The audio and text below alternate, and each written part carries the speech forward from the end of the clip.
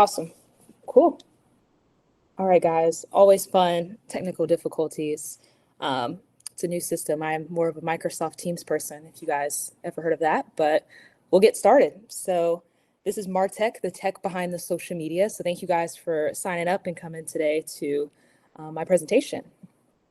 So before we get into it, just a little bit about me. So my name is Race, like a race car. I was named after an 80s cartoon. It's Johnny Quest. The guy's name was Race Bannon.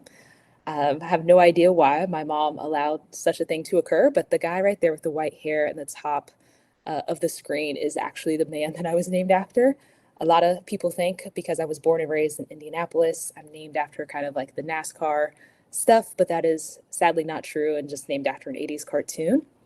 Like I said, I was born and raised in Indianapolis. I've lived here all my life since I was born from the east side. Right now I live on the south side. I went to Ball State University, so chirp chirp, or if you guys have any questions about Ball State, feel free to send them at me. I loved my time at Ball State. I got a degree in marketing and I minored in entrepreneurship while I was there, which is pretty unique, I think, for today's conversation as we're taking a look behind IT.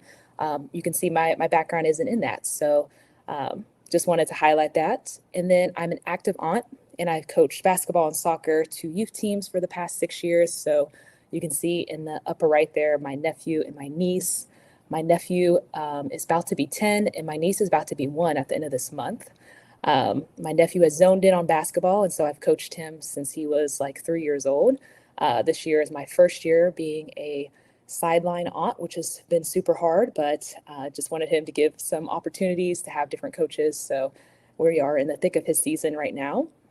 I am passionate about digital marketing, and I've been in my career for about 7 years. So I say my career because I always say that starts after college, but even throughout my career in college, going to Ball State, I worked at the first in-house social media agency there, where I ran different social media ads for small businesses around the Muncie, Indiana area. So I've been doing it for a while now. I've seen the rise and fall of many different social media platforms. So it's something I'm passionate about and foresee my career being very long in the field. So today's objective, so why are we here?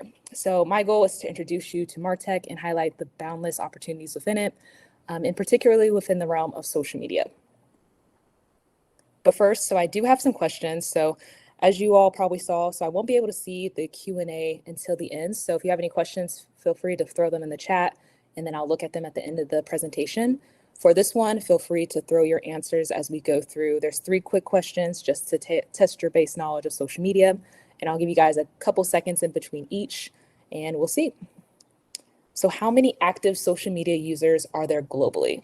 Is there 3.75 billion, 2.65 million, 1.48 billion, or 4.74 billion? So feel free to just drop your answers of what you think it might be in the chat. I'll give you guys a couple seconds here. Okay. All right, so it's 4.74 billion. So if you think about it, the world globally has about 8.1 billion people in it. So over half of the people in the world are logging on to some kind of form of social media platform daily, which is a huge number. How much time does the average user spend on social media? Is it 3 hours and 26 minutes, 1 hour and 30, 2 hours and 27 minutes, or 6 hours and 20 minutes? This one I try to make it a little bit difficult with the minutes part, so there wasn't an obvious answer. All right, I'll give you guys a couple more seconds. All right, it's 2 hours and 27 minutes. So, and this is not weekly, it's daily. So we think about how much time we're spending on our phones. I mean, maybe this is you, split out throughout the day. It's a lot of time that we're spending looking down either at our laptops, our phones, on our social media sites. Then last question here. So which social media network is the most widely used? We have Facebook, TikTok, LinkedIn, and Instagram. And again, this is most widely used, not the one you most use, because I think there is a difference there.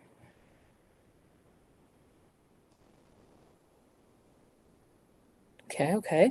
Give you guys a couple more seconds. All right, it is Facebook. So I know it's probably a surprise for some, probably your guys' Generation two, I know even my generation, I just hop on Facebook to make sure my mom doesn't post embarrassing photos of me, more so than I actually probably perform any action on that platform. But it is the most widely used platform currently still out there. So why are these facts important? So A, it shows how much of an impact social media has on the world globally. So like I said, over half of the amount of people in the world are using social media, are logging on to some form of it every day. It also demonstrates how social media is not just an optional channel anymore for marketers to reach customers, but an essential one. Even for a small or a big business, how many people are engaging and having conversations and relationships on social media? It's important that we get in front of those if we're trying to sell a product and our service. And how we do that is just as important. And then finally, it showcases the ever changing environment that the digital world is and how technology is used to connect it all. And that's the one piece that we'll be focusing the most on today. So let's jump into MarTech. So what is MarTech? So I thought, who better to explain what MarTech is than a company that is named MarTech themselves? So MarTech, aka marketing technology, including marketing software and marketing platforms, is a technology employed in the service of marketing. My definition is pretty just straight to the point, is it's an infusion of marketing and technology. Another word for infusion is just a mix of marketing and technology. So it's bringing two different worlds kind of together and taking the best of both to make something new. Before we get into exactly what it is, I wanted to provide kind of a 10,000 foot view example of kind of what it could look like. So the scenario that we're setting here is we want to get content in front of customers online through social media. The first step would be a social media management tool, which are supported by technology, which would be something that the MarTech team would support, who have the expertise to troubleshoot and support them. So we'll get into more of what a social media management tool actually is and what our role is in the support of that. But just know it is a function of getting content in front of end users.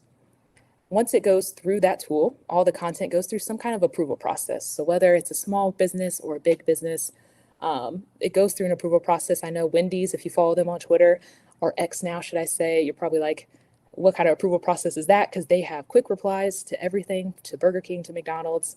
But it is something that's all goes through an approval process. And technology supports that step by enhancing different techs to use to increase the efficiency and effectiveness of that through automation, and or the favorite buzzword I feel like going around the IT organization right now, AI. And then what you see when you log on to Instagram, TikTok, etc., all that content from different organizations and businesses is the final product. But throughout that whole life cycle, as we'll go through today, technology touches. So what does a career in MarTech look like with a focus on social media for today? So in order to kind of just give us some background of maybe what an organization would look like and kind of just our case study. So for this lesson, we're going to pretend that we just bought a company called The Socialites, and we're going to specialize in connecting plant-based food to retailers for customer consumption. So you can see there on the bottom, we are on 5 different social media platforms. So we have 4 Facebook accounts, 8 Instagram accounts, we have 3 LinkedIn, we have 5 YouTube, and then we have 2 TikToks for a total of 22 social media accounts. Now our social media audience is not per se the customers, but more so who we're trying to get our product to. So because we are a plant-based food company, we're trying to reach the audience of restaurants and fast food because we want to get them to get our plant-based food to their customers, more so selling directly to them. And so in order for that, you can see a lot of our audience is restaurants and fast food. So we have a lot of marketing tailored specifically for them for the different social media accounts that we're on, followed by organic and vegan food, as organic and vegan food are kind of in the healthy living space too with plant-based foods. We don't have a lot of accounts tailored towards those more so than the other two, but still a segment we want to hit. So this is kind of just setting the tone. So as we go through the examples, if I reference the socialites, just know that we have 22 social media accounts on some different networks and that our audience is more so restaurants and fast food. So a day in the life of a MarTech expert. So within our social media portfolio at our company, there's 3 main pillars that we focus on from a MarTech perspective and that we support. So the first one is going to be social listening. So think of social listening like scuba diving. It provides a deep dive into what people are saying and finding the white space opportunities to engage with them. An example of this is identifying opportunity to engage a group of customers on social media and the strategy to do so. So it's very in-depth listening, trying to understand the conversation at a different level than just kind of summarizing it up. And then from a social care perspective, it's like watching the weather and providing a forecast. It allows us to see what people are saying on one of our own social channels. Own just means one of the channels that we own. So out of those 22 accounts, all of those 22 accounts for our business are our own social media channels. Examples of this would be publishing content, responding to customer questions, and identifying how people are engaging with the content we publish. And then finally, we have social monitoring, which is our third and final pillar. It's like snorkeling, so it provides surface level insights, so not like social listening, which is more scuba diving and deep level. So an example of this would be like an FDA announcement about how plant-based food is good for you and makes a healthier lifestyle. So we want to see the customer reactions to that announcement to analyze to see was it received well, bad, and what we could do to maybe tailor some marketing efforts towards that. So we're going to dig a little bit deeper into each of those pillars to showcase MarTech's specific role within each of those, starting with social listening. So for social listening, it informs us what people are saying about our brand or product online. Throughout the life cycle of our brand or product, social listening plays a vital role in how we pivot our marketing strategies to be effective. So we're taking a business requirement here you see on the left. So their requirement is we want to know what people are saying online. We need a tool to combine all the chatter in a digestible way for marketers and leadership readouts. So social listeners, they're not only just taking social networks and analyzing the data coming from that, they're taking maybe forums and blogs and taking all that information and reading it back for marketers who are making the decisions about what type of content we put out, and even sometimes to leadership to say, hey, maybe we should spend more money in one digital channel than the other because it just makes sense of where our market is actually at. MarTech is assisting in the exploration of said technologies to get the best-in-class social listening tools. So we take those business requirements and we translate them into IT terms. So we might ask our business partners, hey, what are some things that you need a social listening tool to do in order to be efficient and effective in your job? And then from there, we take those requirements, we go out into kind of the world of vendors and look for tools that can fill that gap or that need for us. So what can social listening be used for? So you see all around the four blue kind of shapes here. So we have marketing, market research, corporate presence, and research. So these are the different type of topics that maybe a social listener is focused on for our business, the socialites. These are the four segments that we identified as, hey, let's perform social listening around these. For marketing, we're maybe performing social listening to identify some influencers. So we all probably see the celebrities eating healthy. We probably want to see which ones make sense for our brand. We can use social listening to identify those people. We also have brand reputation to make sure that our brand is resonating with users and the content we're putting out. You can see customer care there at the top. From a corporate perspective, not only do we want to make sure our plant-based food is getting to the right people, we want to make sure that the people know that Socialites is a plant-based food. We don't want people to hear Socialites and think we're an influencer company because we're trying to sell plant-based food. So we want to make sure our corporate presence is known. From social listening perspective, that can be listening for crisis management to make sure that we're good to go. If there's anything sparking up, like the FDA, maybe the announcement about plant-based food was negative, how can we manage that, make sure we're putting content to correct that? Public reputation as well. So you probably see a lot of different organizations and businesses for different times of months, getting out there, helping the community, et cetera, making sure they're highlighting that and what they're doing for others. We want to make sure our public reputation, especially being a plant-based food business, is one that is well also received. From a research perspective, we want to make sure we're doing product optimization. So we want to make sure that our plant-based food makes sense. If there's new veggies, fruits, whatever that may be out there, we want to make sure that everything that we're putting out is going through a rigorous process and that we're making sure that we're listening to our customers online if something new pops up. We also want to see if there are any disease states maybe that plant-based food diet can help with, so we can maybe tailor and market some stuff from that perspective. Do some competitor analysis and research as well. From a market research perspective, do some market segmentation and customer insights. So as you can see, social listening has a lot of different use cases that it can be used for. And so the next slide here is kind of showing you from a high level of how MarTech kind of plays into it. So starting on the left-hand side, you can see the social listening analyst is defining a query or a topic. So think of this as like if you were going to if you were to go to TikTok and like type in the search, something you want to learn how to do, so whether that be cook, or ride a bike, whatever it may be, whatever you're typing in that search is kind of what a query is, or a topic that our social listeners are also typing in. And they're typing this into a social listening tool. And again, this is the tool that the MarTech individuals are identifying as the best in class so that our social listeners can do their jobs day in and day out. From that tool, the tool is taking it through 3 different levels. You can see we have visualizations, indexing, and natural language processing. And you can see at the top there, it's calling to the different social networks. So it's using the topics or the queries that we put in and seeing, hey, are any of these being discussed on these platforms or networks? From there, it's getting a response from those networks and going back through that process and making a visualization. And that's where our social analyst comes back into play, and defines what those visualizations actually mean. Social listening is actually a very hard industry to get into. Even the visualizations, if you're not a social listening analyst, kind of don't make sense to somebody with just your naked eye. You have to be able to read the data and put it in a dashboard that's digestible for others. And so a social analyst is doing that day in and day out, interpreting those results back to our leadership. MarTech plays a huge role in this because are we not only supporting the social listening tool, we're also helping making sure the visualizations come out by either using Power BI or other tools that help those dashboards be easily attainable, and also you can do readouts, sharing, etc. Digging into social care, so our next pillar here. So social care allows our business to engage with our customers by not only having conversations with them, but by putting content into market to spark customer engagement. So a business requirement could be, I want to be able to have two-way communications with our customers on social media.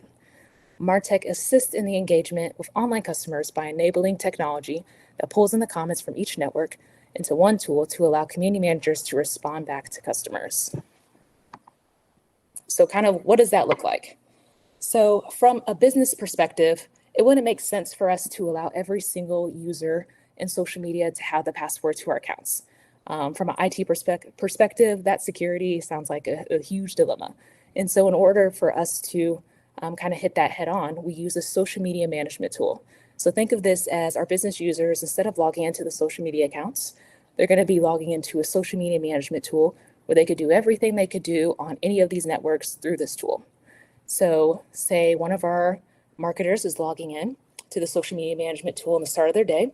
They can plan and publish posts to the different channels. So if they want to post a TikTok video to TikTok on one of our TikTok platforms or accounts, they could do that through the social media management tool.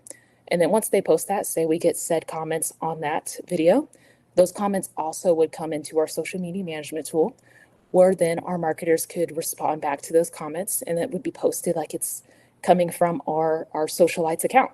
And it would go back onto those platforms through our social media management tool. And not only that, so all the social networks have APIs. Think of APIs as open and closed doors. So there's some doors that are open that allow us to pull a lot of different data from the social networks into our social media management tool. There's also a lot of closed doors that the social networks have. A lot of the facts I showed you in the beginning are important facts for social networks, especially when you think of a lot of them are Fortune 500 companies. They have stakeholders to account to, so they want to have high numbers of people logging into their social networks. And so they're not going to make everything open for different people to use tools like a social media management tool instead of their platforms. But they do offer a lot of open doors for us to call. And so we call a lot of metrics out of those platforms. So you can see here, we can make dashboards for care.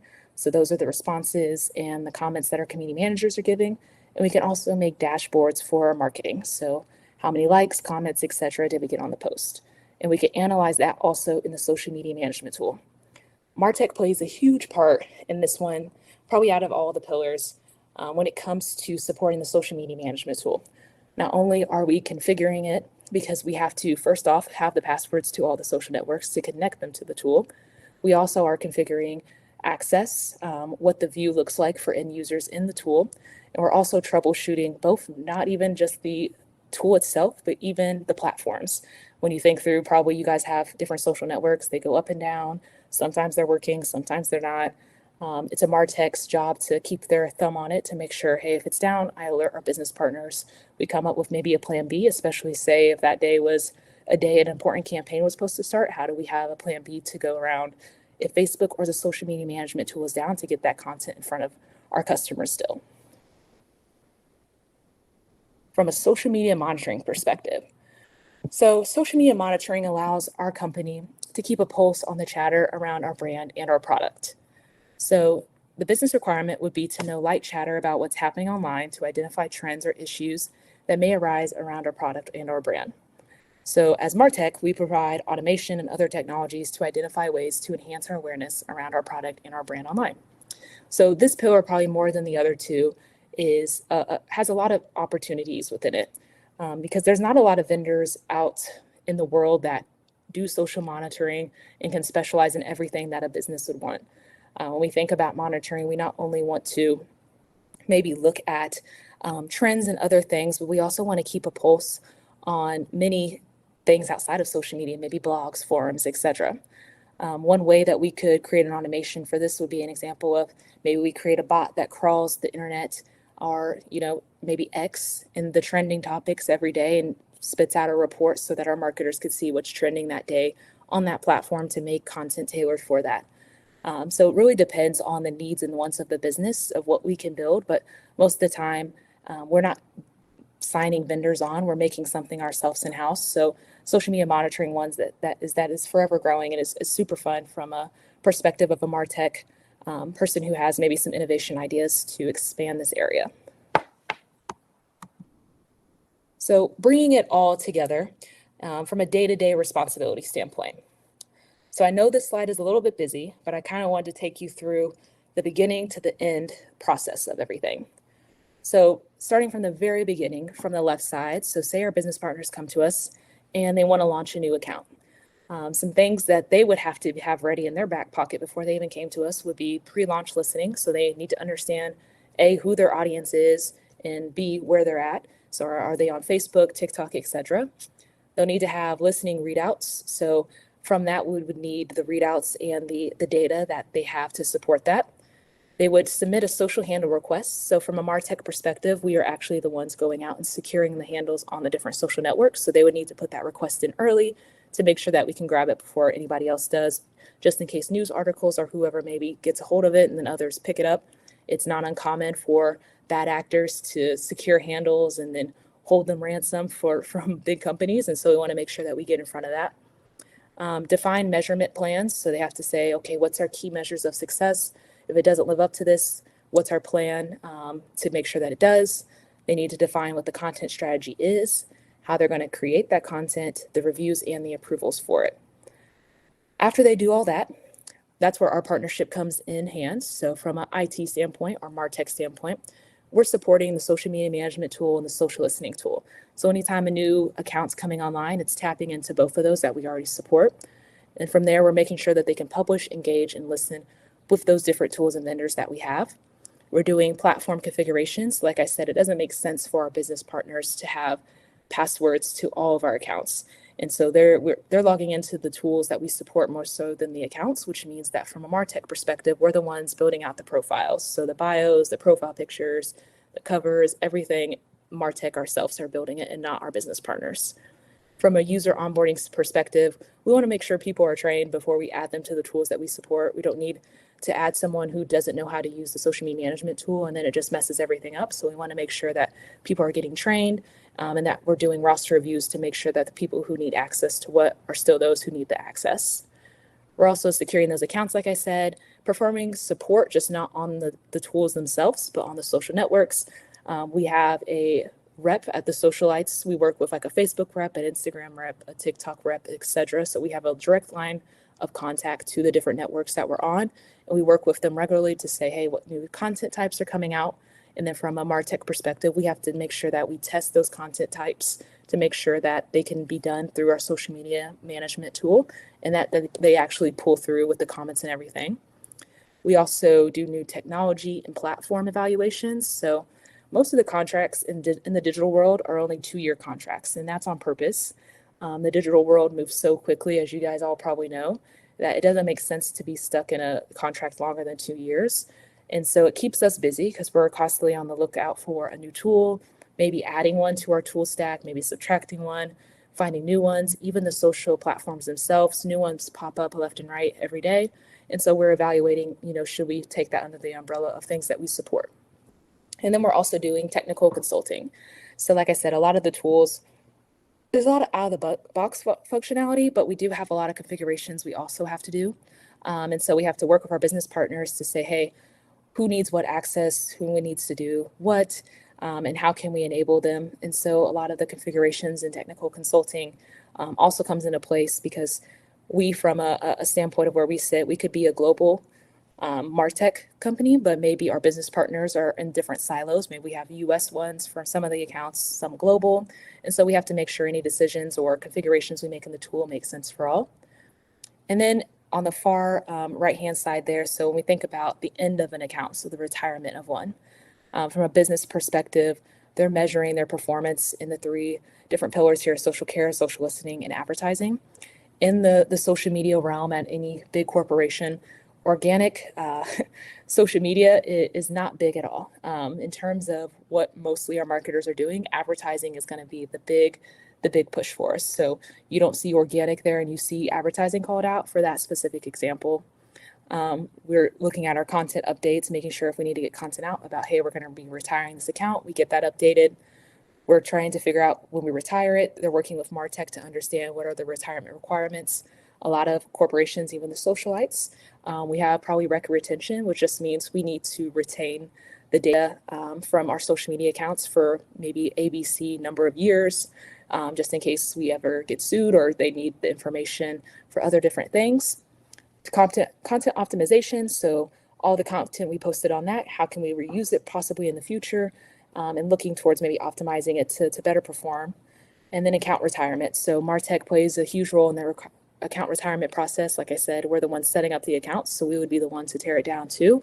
So we work closely with our business partners to ensure that and make sure that we get it down in a timely manner. So some things that are unique to MarTech. So these are things I just wanted to call out, just working in MarTech myself. So unrelated to our fun case study today, the socialites. These are just some perspectives of myself working in this career now for a while. There's many opportunities. So today we focused on social media, but it's essential to recognize that other opportunities exist. In my real life team, in my real job, websites and search are 2 other marketing teams that we support, that we have a MarTech team for both of those. So it's social sites and search is what we call it. And there's a MarTech team that sits behind each of those teams to make sure everything kind of we walk through today is supported, but in a different way. Search would be Google and Bing, for example, and sites or websites, so that if you guys go to, google.com, the people who are making those websites, etc., we have a MarTech team supporting that as well. These domains present additional avenues for you guys to explore and contribute to the dynamic field of marketing technology. And it's still being defined. So I think one of the cool parts about being a MarTech is it's forever growing. The digital world, I think, will forever change. There's a lot of opportunities that pop up day in and day out. Like I said, right now it's search, sites, and social, but tomorrow there could be another avenue that maybe pops up that would offer another career path, or you could probably create your own. I mean, there's a lot of different marketing departments that have tech supporting them that just probably need that extra push or somebody to see a new vision through. Second one is driving innovation. So the MarTech landscape is constantly evolving with new tools, platforms, and technologies emerging all the time. So professionals in the field need to stay updated on the latest trends and innovations to remain effective. One of the cool parts of my job is I work with social media, so I'm on it even outside of work. I know some people are like, if they work and do it all day, they don't want to do it after work. I am the complete opposite. So it's cool to be on something that you just naturally are on your phone doing outside of work and can stay up to date on it, on the innovations and new things happening, and I can apply that and bring it to work. I'm subscribed to a lot of different kind of website newsletters that update me on the new things changing in social, which then allows me to bring it to my job and test some things out before maybe it's even vocalized at my company to, hey, let's go try this something new. And then there's endless collaboration and exposure. So within MarTech, there are distinctive collaborations of other departments. Our role extends beyond plan execution. we actively contribute to the discovery and strategy processes, fostering a unique team collaboration opportunity. So MarTech isn't just doing the execution and doing kind of just normal IT planning. We are very closely linked with our marketers, which is so unique and I think super fun. We're in conversations about even what platforms make sense, what can we do on those platforms. If we're doing influencers, who are we working with? What makes sense and strategizing what those processes look like? So what type of content should we be putting out?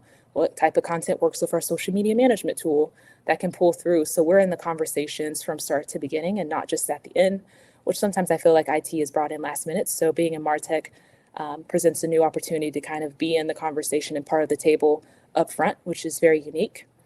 And then one of my favorites here at the bottom is the customer centric. So within MarTech, our proximity to those we serve provides a unique privilege, witnessing the immediate impact of our brand, our product on customers. We not only contribute to shaping our brand's voice throughout the content journey, but also facilitate two-way communication with our audience. Pretty much summed up, this is just meaning that we get to actually talk with and see the impact of our customers directly, which is pretty awesome. Unlike some other opportunities in IT, we get to see our direct impact of what we do day in and day out. In conclusion, in the dynamic landscape of MarTech, we've explored the intricate synergy of marketing and technology. As we conclude, let's reflect on some key takeaways. MarTech just equals marketing plus technology. Within each element of digital marketing, MarTech plays a vital role in the success. The career opportunities are endless in MarTech. So for example, social media like we focused on today. And then as technology and marketing intertwine, our journey in MarTech is not just about keeping pace, but leading the way. So thank you all. If we have time for questions, I'll take them. I know we're probably right on time, but thank you guys.